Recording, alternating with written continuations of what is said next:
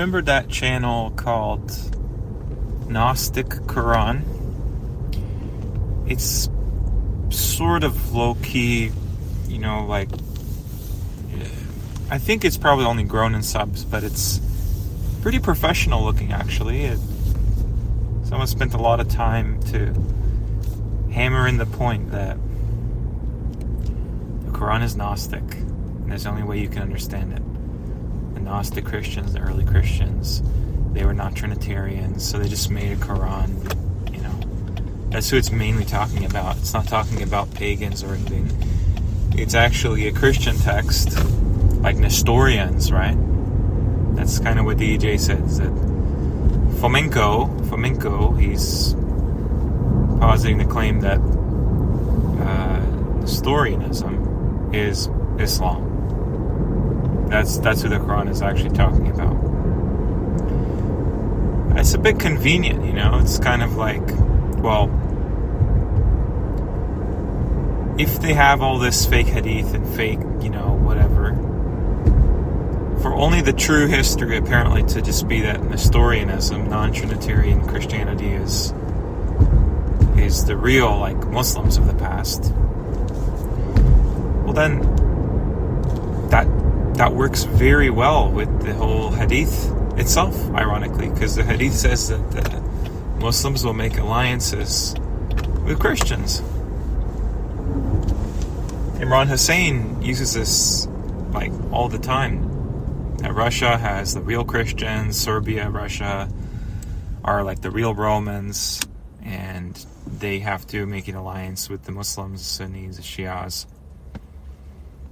Wow, what a strange coincidence that the perennialism and syncretization of Muslims and Christians in the East specifically, not so much in North America, definitely in Europe, definitely in Eurasia, Middle East, only taught to look at Russia favorably, and China for that matter. Chinese apparently, according to the former Pakistani president, are following the Prophet Muhammad's Sunnah, actually, the Chinese Communist Party. Also, Putin is Valkarnain, apparently, fighting the evil West. The evil West is the one that, they're the evil ones. They're the Jesuits. They're the Pharaonic people. And you know what? I could understand that. Obviously, I can understand that. But, what's even more pathetic is the loser class. It's like a fake opposition to the Pharaonic class. That's even more pathetic to me. And clearly, the people that pull the strings on these topics, that orchestrate this false dichotomy of, opinion pushing, they're all on the Pharaoh side. They're all on the Pharaonic bloodline side. They're not on your side. They see you as a useful idiot, as gullible. And a lot of the times they're right about that. There are just seemingly endless supply of people that are gullible enough to just believe anything and just take the entire opinion, throw reason out the window, take their entire opinion of someone they've never met, and not at least try to figure out what their actual position is, instead of just taking oh, this my scholar said this, oh look Bobby, he's got this, oh look Trump, and he's got they never actually form their own worldview.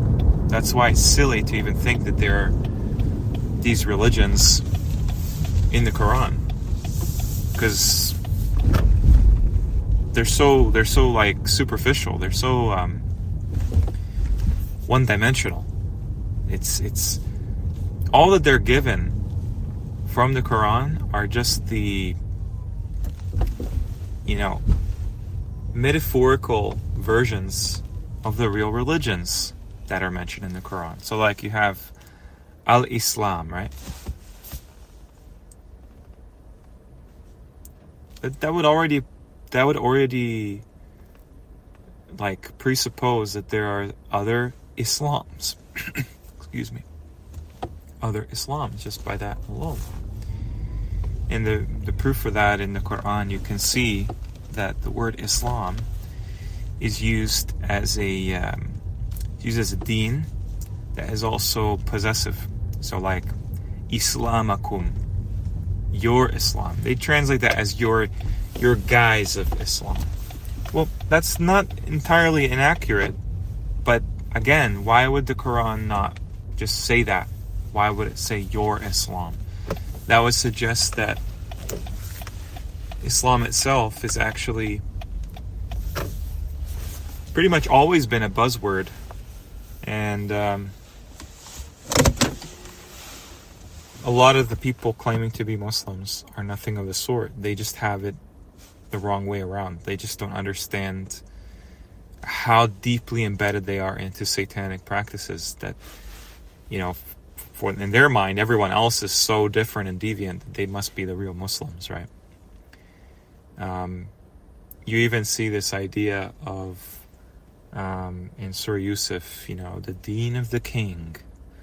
I wonder what that it's referring to, because clearly that king is not like, he's not a name of Allah whatsoever. It's a person in history that, you know, talks like a god, talks like he's some kind of a, you know, pompous maniac, really. But that just shows you that what we're dealing with is not just people that are like against Islam. That's a given. But people that are against Islam in the name of Islam. It couldn't get more warped than that.